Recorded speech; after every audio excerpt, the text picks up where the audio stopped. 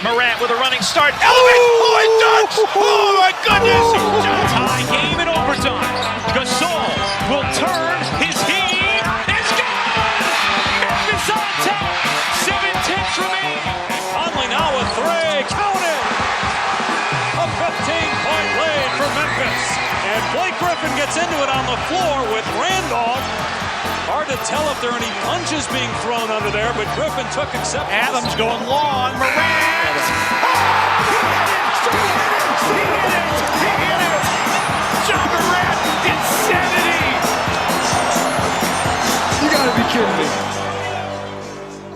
Welcome to Grits and Grinds, a Memphis Grizzlies podcast. Grizzlies win edition. My name is Keith Parrish. The Grizzlies are 2 for 2 on preseason after beating a Bucks team that did not have Giannis Antetokounmpo and Damian Lillard or Chris Middleton. This one had a lot of interesting things we need to get into, including Ziaire Williams getting the start and Jaren Jr and Desmond Bane dominating. Before we get into it, though, just a reminder that today's episode is brought to you by SeatGeek. If you've never tried SeatGeek before, they will give you $20 off your first purchase with promo code FASTBREAKBREAK. Whether you are buying NBA tickets, NFL tickets, Major League Soccer tickets, or tickets to a concert, use SeatGeek and find the best deal and also get $20 off with that promo code FASTBREAKBREAK. Again, FASTBREAKBREAK, same as my Twitter handle and Instagram handle. Also, a reminder, I'm an independent podcaster covering the Grizzlies. And if you want to support me and also get access to my listener Slack channel and also play fantasy basketball in one of my leagues this year, you can accomplish all of that at patreon.com/fastbreakbreakfast. Consider throwing $5 a month my way as I provide you this coverage, and you can support what I hope is your favorite Grizzlies podcast. All right, the biggest storylines from this game, I think it's the lineup choices. They went with a new starting lineup, and it's probably that Jaren Jr and Desmond Bane are really good. Perhaps more interesting to us is the thing that's unique and different about this game, which is that Ziaire Williams played well, and they used different off-the-bench combinations. And Derrick Rose played. He was not nearly as good as he was offensively in this one, but he was a table setter. He got a lot of good assists. But the big story, big picture, is just that Jaren Jr and Desmond Bane look ready for the NBA season. So let's get that out of the way just and say, all right, we don't talk about it. We don't emphasize it that much because it's something we expect, and we focus on maybe the unique, different things of each game. But Desmond Bane scored 21 points. He made 4 3-pointers. He had 5 assists and 5 rebounds. Jaren Jr scored 17 points. He blocked 3 more shots. He made his first 2 3-pointers, finished 2 out of 4 from downtown. Desmond Bane and Jaren Jr made 6 out of 10 3-pointers. The whole rest of the team, 7 out of 35. So 3-point shooting by no means solved, as everyone who was not Jaren and Desmond struggled from the 3-point line. But I think the takeaway from 2 preseason games, Jaren Jr looks awesome. Desmond Bane looks very, very good. Their preseason averages right now, again, just 2 games, but the per 30-minute averages for Jaren Jr and Desmond Bane after 2 preseason games. I'm not saying per 36, so don't get carried away. The per 30-minute averages are right in line for what I expect from them this season. Jaren Jr, per 30-minute averages in preseason, 21.6 points per game, 6.2 rebounds per game, 2.5 assists per game. He's gotten 2 assists in each game, and 4.9 blocks per game, 1.2 steals per game. Basically, outside of the blocks, that's what I expect Jaren to average this year, around 21 points per game, around 6 rebounds per game, hopefully 2 assists per game, and then, let's say 3 blocks per game, let's say 2.5 blocks per game, not 4.9, but then also over a steal per game.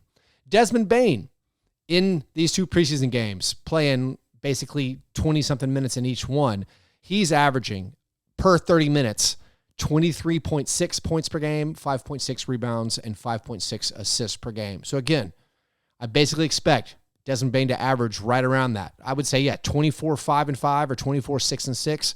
That's exactly what I expect from Desmond Bane this season, and I think many of us are anticipating a first All-Star game for Desmond Bane. Now, outside of the really huge big picture things, the nitty-gritty details that Grizzlies fans probably care about, we want to know more about the lineups, and we want to know more about what the rotation is going to look like when we get to the regular season. In the first preseason game, of course, Luke Kennard got the start.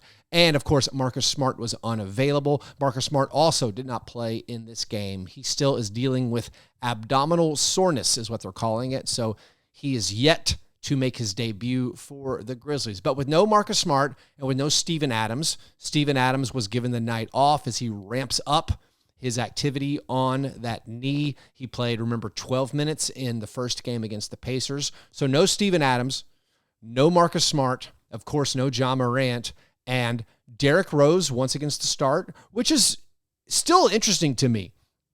I think I still would have guessed, even in games where Marcus Smart wasn't available, I thought they might start Luke Kennard and Desmond Bane and then pick one of the wings to play the three. I do think it's notable, and it's not totally what I was expecting in the offseason, that Derrick Rose has started both of these preseason games. So I think that's interesting that they're choosing to have him play that role. And then in this game, instead of starting Luke Kennard, who, by the way, I still feel is first in line to start on opening night, like that is what they chose to do in their very first preseason game. When they closed the first half, when they got to like their best five-man lineup, I think it was the lineup with Luke Kennard. Like they closed the first half against the Bucks with Derrick Rose, Luke Kennard, Desmond Bane, and Jaren Jr., plus Xavier Tillman in this one. That'd be maybe Steven Adams in another game if he was available. But I do still think Luke Kennard is first in line by getting asked to start the first game. But Ziaire Williams got the chance in this one, and guess what? He responded. And if Ziaire plays like this all preseason, well, all right, maybe it's going to be Zaire's job. I think Ziaire did everything that was asked of him. And I think for me, in my analysis or my watching of the Grizzlies, if Ziaire Williams can play, if Ziaire Williams is helpful and can do it, when he plays, it just makes all the lineups make way more sense. Like starting Luke Kennard, Desmond Bane, and Marcus Smart, or Luke Kennard, Desmond Bane, and Derrick Rose, or Luke Kennard, Desmond Bane, and Ja Morant, all of those lineups are small. They're all small.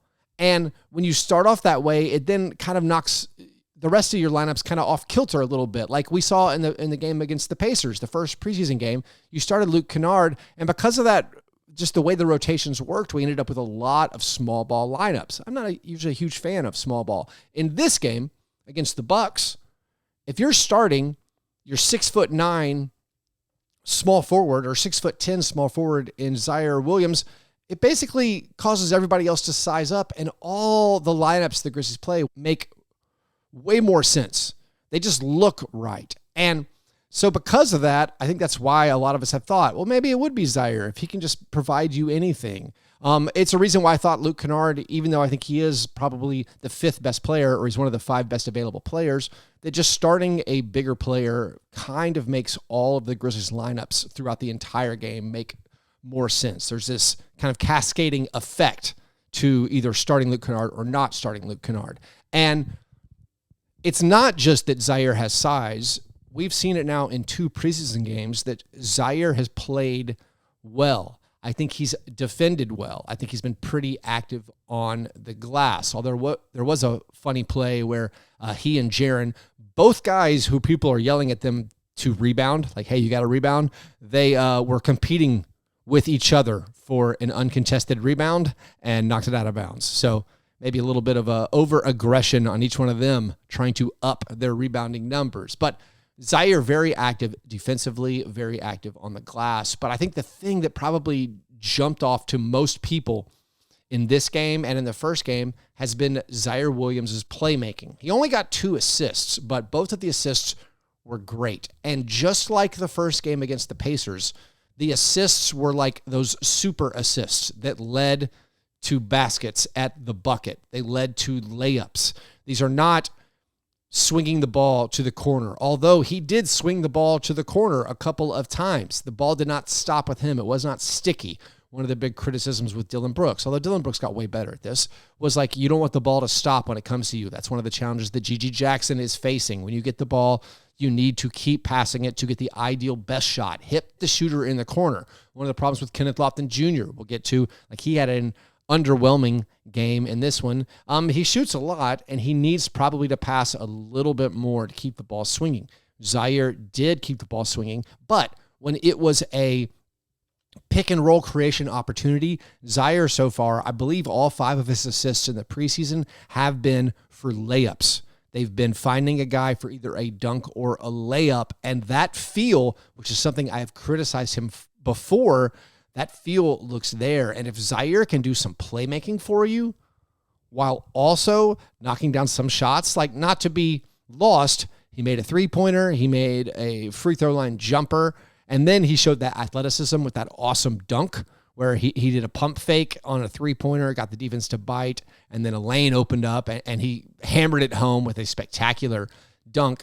If Ziaire does all of that, well, all of a sudden, okay, we probably do maybe want to start Ziaire Williams. So I think most people who watched that game, you probably came away impressed with what Ziaire Williams did. I mean, the Bally Sports broadcast called him the player of the game, which, again, I would accuse them of also having my same podcaster brain. Like, Desmond Bane or Jaren Jackson Jr. were by far the best players in that game. Like, hands down. Bane with 21, 5, and 5, and Jaren with 17 points and 3 blocks. Like, Ziaire did not have a better game than those guys. But because we weren't expecting it, and because it's something we're watching for, to say, hey, how will Ziaire respond? He's given this opportunity right now to compete for a starting role on opening night, to seize the minutes available to a small forward on this roster, even if it isn't in a starting role, to move ahead of Roddy in the rotation, and move ahead of John Conchar. He did it. He performed really, really well in this game. And now I think, I don't know if do you try a different starting lineup combination next game, or do you let Ziaire go again and see if this game on Thursday against the Hawks, if Ziaire can perform that well again. So big performance from Ziaire. The playmaking, for me, the playmaking plus defense, that's what we want out of a 5th starter. The making shots, that's just, I mean, I don't want to say icing on the cake. Like, you need that to be good. You got to have somebody that defenses can't ignore. But Ziaire, so far, I think you could say his preseason has been really, really positive. And of course, in the context of last season, where he barely played, he was in and out of the lineup because of just, 1, injuries that were nagging him, and 2, he was ineffective. He was bad when he played. So a very promising start to the preseason for Ziaire Williams. Now, I already mentioned Bane and Jaren. Derrick Rose, like I said, offensively wasn't exactly what we saw the first game. The first game, 13 points, made 6 out of 8 field goal attempts. In this one, he's only 1 out of 5 from the field. But again, he went into a traditional point guard role. Table setter, passer, finding the guys, making all the right passes, and I thought he did a really good job at that. He also played into the second half as they are ramping him up to get ready for regular season play. In the first game, he only played in the first half. This one, he played into the third quarter. So despite not shooting the ball well or scoring well, I liked what I saw from Derrick Rose in this game. Again, I've been impressed with him through 2 games. Now, the other starter in this one was Xavier Tillman, and I think most people in this game are rightfully going to talk about Ziaire, they're going to talk about Jaren, they're going to talk about Desmond, but we need to emphasize that Xavier Tillman was tremendous in this game.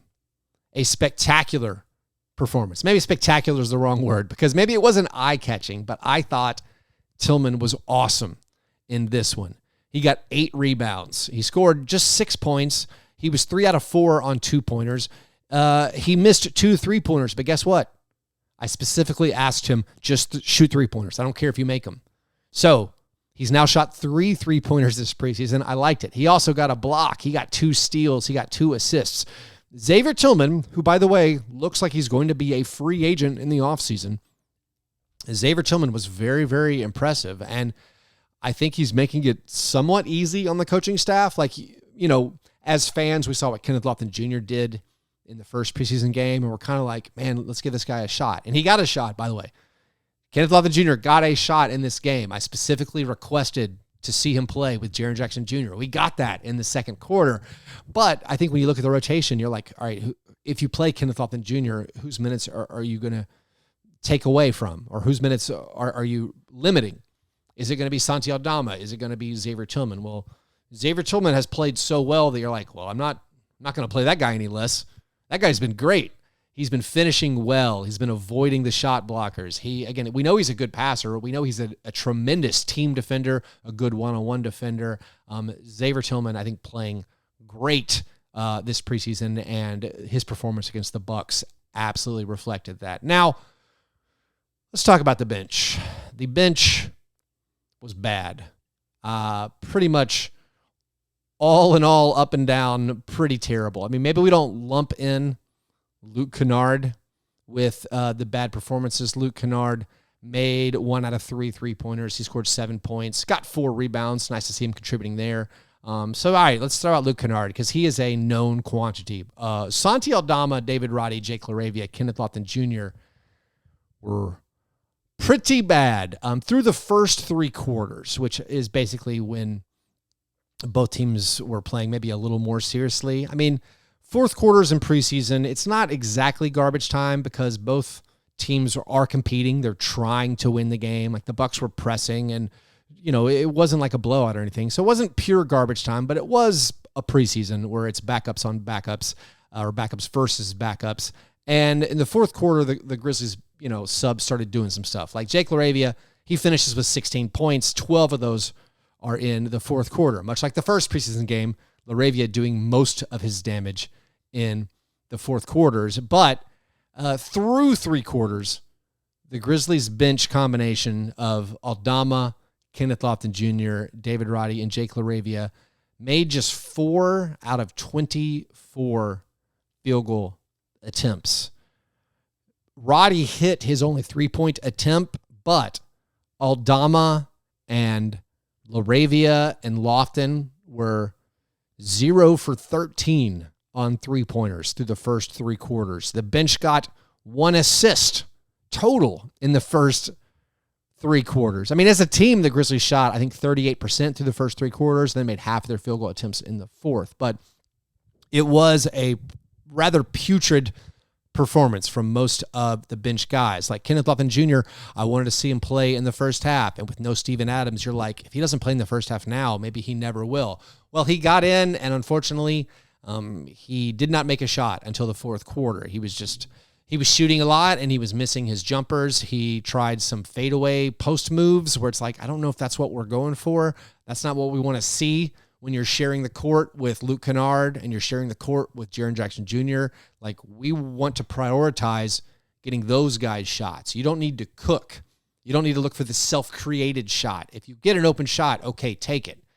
If you get an offensive rebound, great. Then you can probably put it back in. He did get a couple of offensive rebounds. He also, I think, showed defensive effort, and that probably might be more important to the Grizzlies coaching staff than making shots. They know that he can make shots.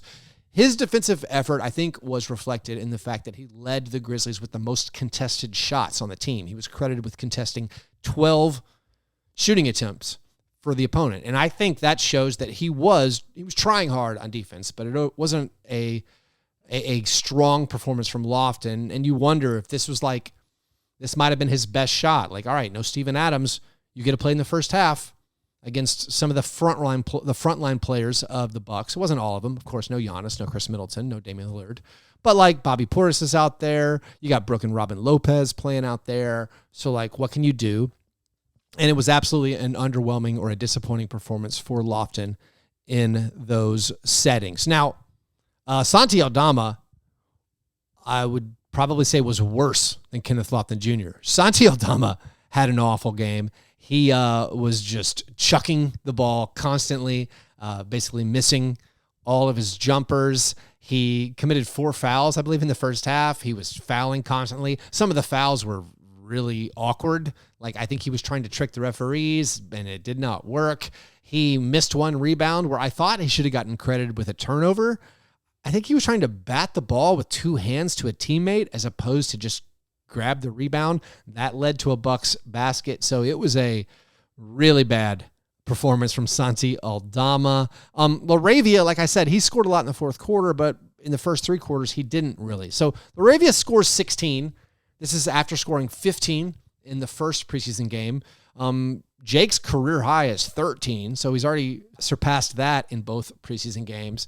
And also his defensive activity is notable. It is good. He once again is picking up deflections. He's getting block shots. He's getting steals. So I'm liking that activity from LaRavia. Unfortunately, the offensive part of it, Taylor Jenkins keeps mentioning he needs more aggression on 3-pointers from Jake.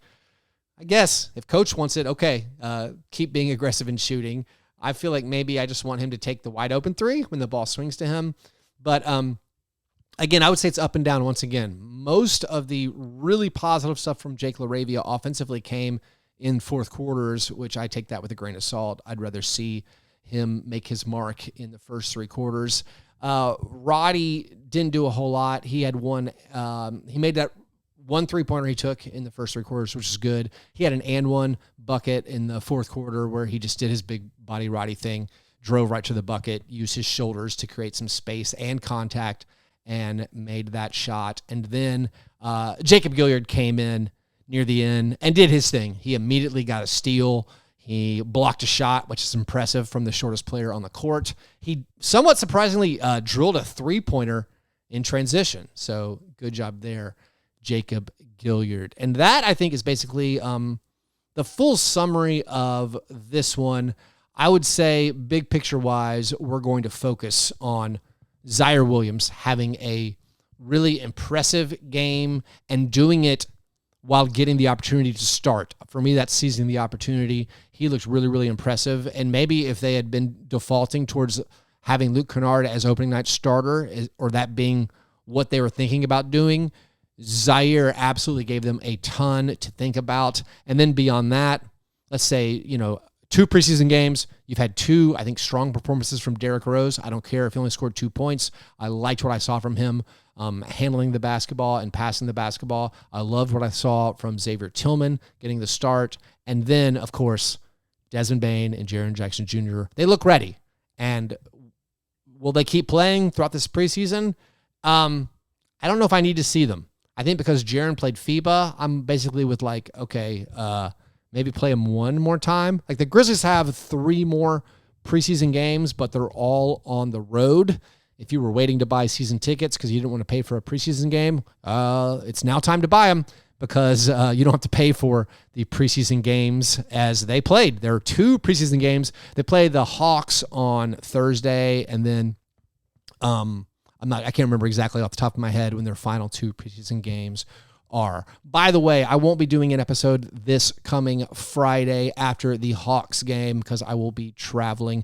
That one will come out maybe over the weekend, or it might not drop until Monday morning. Appreciate you guys understanding that. Anyways, thanks for listening. If you want to support this show, do it at patreon.com/fastbreak. Breakfast. You can play fantasy basketball with me over there. You can join the Grits and Grinds Slack channel. You can ask me Grizzlies questions whenever you want through that Slack channel. If you're shopping for tickets on the secondary market, use that promo code FASTBREAK at SeatGeek. All right, thanks for listening. Hope you have a great Wednesday. I'll talk to you soon. Go Grizz.